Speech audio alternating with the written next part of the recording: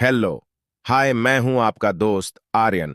आज के ब्लॉग में जानने वाले हैं गौतम बुद्ध के बारे में। आपने कहीं ना कहीं उनकी कहानी जरूरी सुनी होगी, तो चलिए फिर से इतने बड़े महान इंसान के बारे में जान लेते हैं। आप सभी से रिक्वेस्ट है, आप आर्टिकल तो एंड तक रीड करना। अगर पसंद आए तो अपने दोस्तों तक जरूर शेयर करें।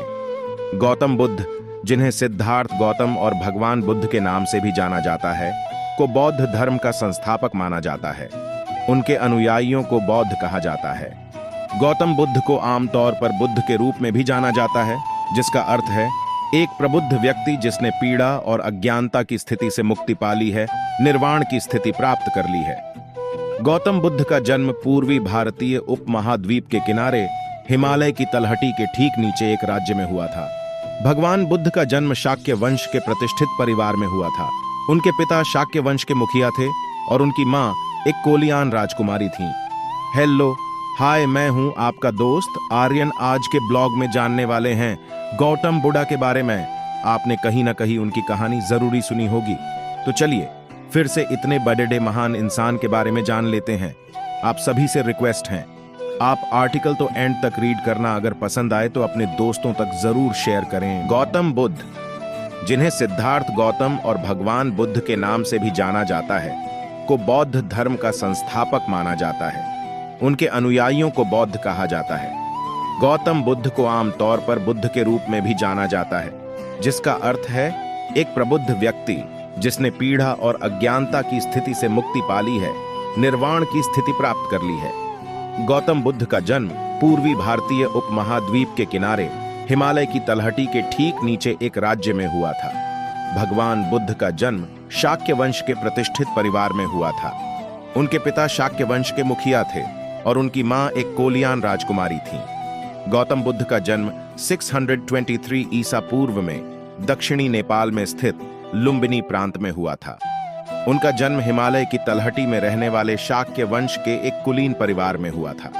शाक्य वंश के मुखिया शुद्धोदन उनके पिता थे, जबकि उनकी माता माया एक कोलियान राजकुमारी थी।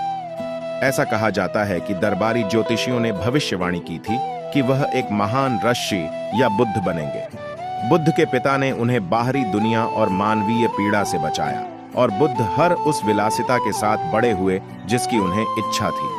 29 वर्षों तक आश्रयुक्त और विलासितापूर्ण जीवन जीने के बाद बुद्ध को वास्तविक दुनिया की झलक मिली। कपिलवस्तु की सड़कों पर बुद्ध को एक बूढ़ा आदमी, एक बीमार आदमी और एक शव मिला। उनके सारथी ने उन्हें समझाया कि सभी प्राणी बुढ़ापे, बीमारी और मृत्यु के अधीन हैं। यह सुनने के बाद बुद्ध को आराम नहीं मिला। लौटते समय रास्ते में उन्हें एक भटकता हुआ साधु टहलता हुआ दिखाई दिया। उन्होंने समझ लिया कि वह एक तपस्वी बनकर इन सभी कष्टों को दूर कर सकते हैं, और फिर उन्होंने कष्टों की समस्याओं के उत्तर की तलाश में अपना राज्य छोड़ने का फैसला किया। पीड़ा की समस्याओं के उत्तर की तलाश में बुद्ध ने अपनी पत्नी को बिना जगाए चुपचाप विदा किया और एक तपस्वी का साधारण वस्त्र पहनकर जंगल की ओर प्रस्थान कर गए। उन्होंने 2 शिक्षकों के साथ काम किया, अलारा कलामा और उद्रका रामपुत्र। अलारा कलामा से उन्होंने सीखा कि अपने दिमाग को शून्यता के क्षेत्र में प्रवेश करने के लिए कैसे प्रशिक्षित किया जाए। उद्रका रामपुत्र ने उन्हें सिखाया कि मन के एकाग्रता क्षेत्र में कैसे प्रवेश किया जाए, जो न तो चेतना है और न ही बेहोशी। आखिरकार बुद्ध ने मुक्ति की तलाश में अपने दोनों शिक्षकों को छोड़ दिया। 6 वर्षों तक बुद्ध ने अपने 5 अन्य साथियों के साथ चावल के एक दाने खाकर और शरीर के विरुद्ध मन का विरोध करते हुए तपस्या की। बुद्ध द्वारा तपस्या त्यागने का निर्णय लेने के बाद उनके 5 साथियों ने उन्हें छोड़ दिया। एक गांव में बुद्ध को सुजाता नाम की एक महिला ने दूध की एक डिस्क और शहद के कई बर्तन भेंट किए थे। इसके बाद वह नैरंजना नदी में स्नान करने गए और फिर बोधि वृक्ष के नीचे बैठ गए, जहां उन्होंने ध्यान लगाया। 7 दिनों के बाद वह मानवीय पीड़ा की जंजीरों से मुक्त हो गए और प्रबुद्ध व्यक्ति बुद्ध बन गए। ज्ञान प्राप्ति के बाद बुद्ध अपनी प्राप्ति के बारे में लोगों से बात करने में झिझकते थे। उनका मानना था कि अधिकांश लोगों के लिए इसे समझना बहुत कठिन होगा, लेकिन ऐसा कहा जाता है कि भगवान ब्रह्मा ने उन्हें अपना निर्णय बदल दिया। बुद्ध अपने शिक्षकों अलारा कलामा और उद्रका रामपुत्र को खोजने के लिए वापस गए, लेकिन उनकी मृत्यु हो चुकी थी। फिर वह अपने 5 साथियों को खोजने गया जो उसे छोड़ गए थे। बुद्ध ने वाराणसी के पास स्थित डियर पार्क सारनाथ में अपने 5 साथियों से मुलाकात की और उन्हें अपने जागरण के बारे में आश्वस्त किया। यह पहली बार था जब बुद्ध ने धर्म चक्र चलाया।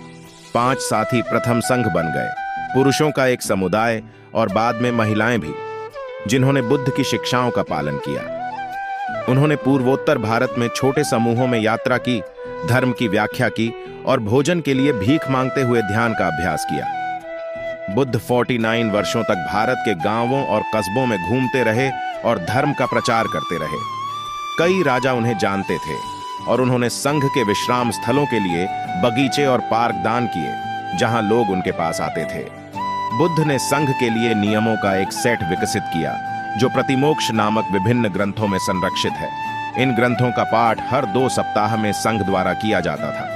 बुद्ध की मृत्यु 80 वर्ष की आयु में सूअर का मांस या मशरूम खाने के बाद हुई। उनकी मृत्यु शैया पर एकत्रित भिक्षुओं ने उन्हें यह एहसास कराया कि सब कुछ क्षणभंगुर है। उन्होंने उनसे स्वयं और धर्म की शरण लेने को कहा। उनकी मृत्यु के कुछ शताब्दियों के बाद बुद्ध को भगवान बुद्ध की उपाधि दी गई। सभी सुख सुविधाओं से युक्त एक कुलीन परिवार में जन्मे बुद्ध ने मानव पीड़ा की समस्या का उत्तर खोजने के लिए अपना सब कुछ छोड़ने का फैसला किया।